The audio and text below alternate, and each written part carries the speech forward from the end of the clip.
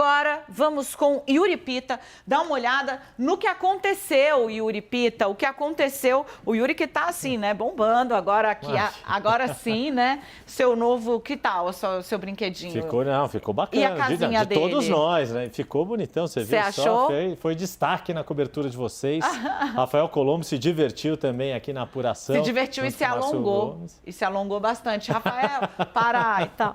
Gente, vamos lá trazer aqui informações pra gente. Yuri, mostra um pouco o que mudou em colégios importantes de 2018 para 2022. Gente, esse é o nosso Magic Wall. Se você... Não é possível que você não conheça. Todo mundo conheceu isso aqui ontem. Maravilhoso. E antes, o Yuri já vinha brincando com ele aqui no 360. A gente tem um histórico de todas as eleições do Brasil e agora temos os dados do primeiro turno também. Eu queria ver, por exemplo, o que aconteceu com o voto de Bolsonaro em colégios importantes como São Paulo e Minas Gerais de 18. Tenho medo. Clicar. Eu tenho medo, porque eu sou aquela assim, eu boto a mão, o negócio dá um bug do milênio, apaga. Então Melhor vamos lá, não. Vamos pra lá. já. São Paulo.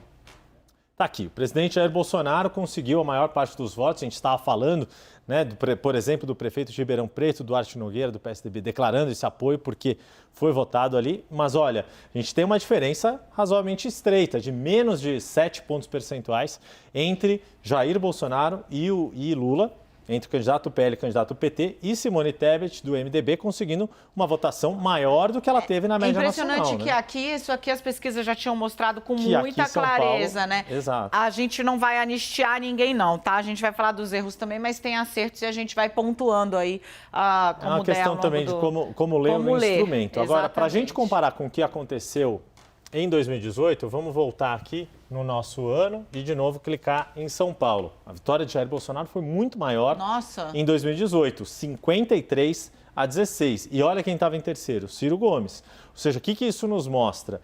Primeiro, que Jair Bolsonaro ganhou sim no estado de São Paulo com mais ou menos o mesmo volume de votos, né, 18,4 milhões arredondando. Haddad não teve nem 4 milhões, mas em 2022 a gente tem essa diferença.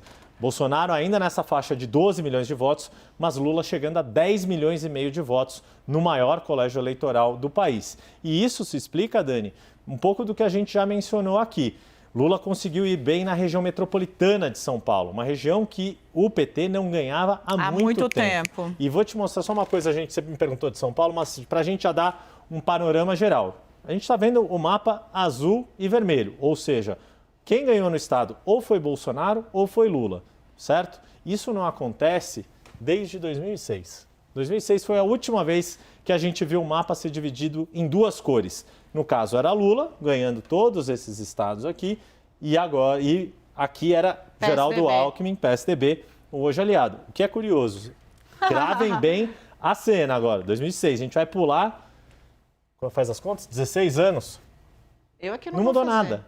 Nossa, é a mesma coisa. É a mesma divisão. O que é a mesma divisão. É excepcional. Mudaram dentro dos estados, mas o vitorioso dos estados é exatamente o mesmo. Gente, é impressionante. E tem uma coisa, né, que só reforça a minha análise, que foi feita ontem à quente, mas para mim está muito claro, o bolsonarismo suplantou o PSDB como a força representante da centro-direita e da direita no Brasil.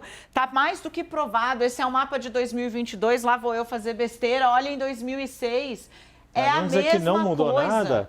A franjinha aqui do Rio e de Espírito Santo foi o que mudou.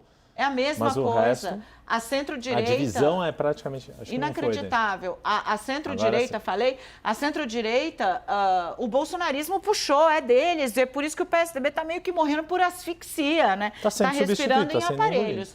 Total. O mais próximo que o PSDB chegou de ocupar esse espaço foi justamente em 2014, campanha que você lembra bem, você cobriu o PSDB... Intensamente, foi muito diariamente, dura. E foi a campanha que o PSDB quase conseguiu vencer do PT, Aécio Neves contra Dilma Rousseff, a menor distância que se teve entre dois candidatos à presidência num segundo turno.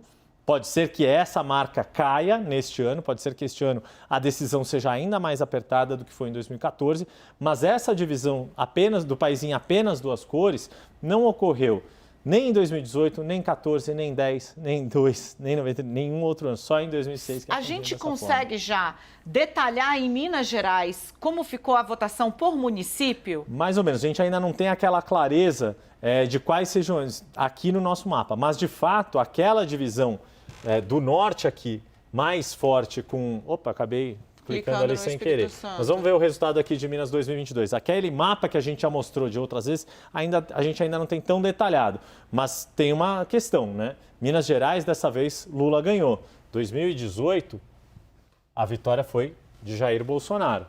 Menos de metade, da maioria dos votos válidos, 48,31%, a gente já tinha mencionado. Agora, ele teve 5 milhões e 300 mil votos em 2018, né? Gente. Quando a gente olha 2022, ele tem a mesma votação. A mesma votação. Lula quem passa. O problema dele, no caso Bolsonaro, é Luiz Inácio Lula da Silva. Porque também isso é uma outra coisa que fica claro, né?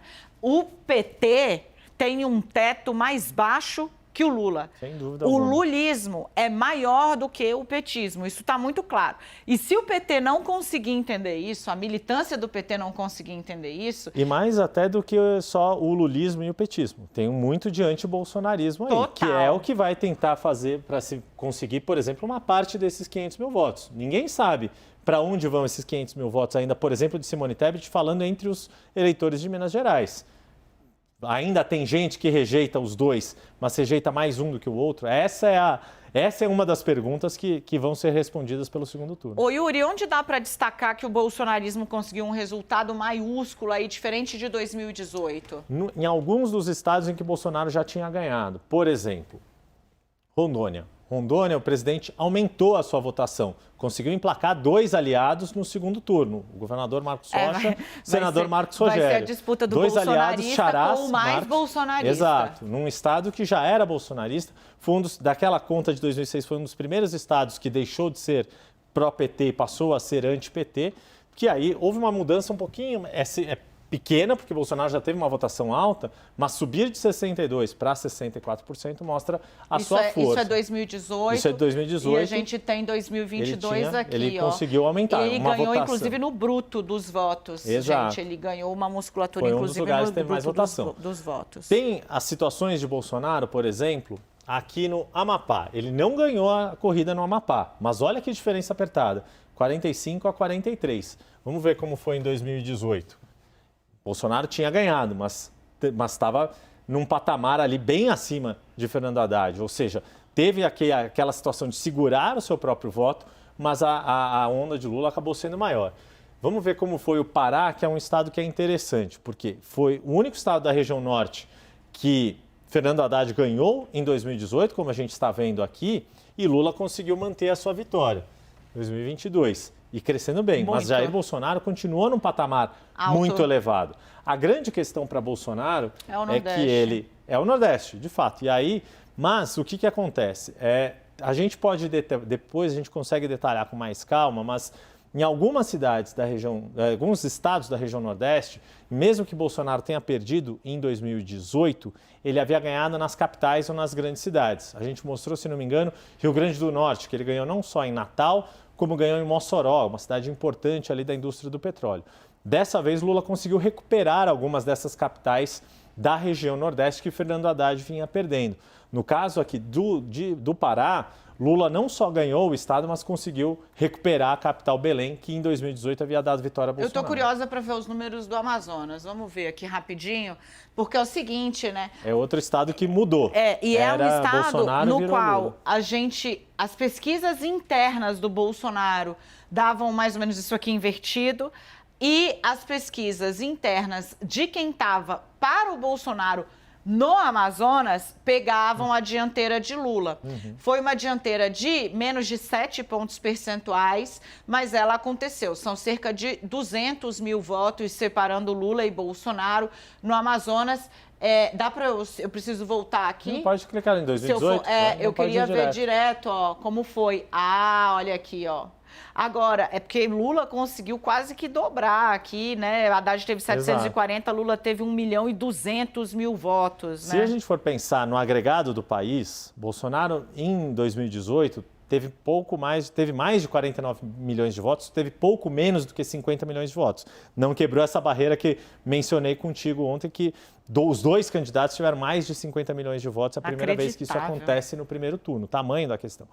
O problema para Bolsonaro, o desafio é que ele tinha começado em 49 e alguma coisa em 2018 e chega em 2022 com 51 milhões de votos. Cresceu 2 milhões, mas cresceu só 2 milhões.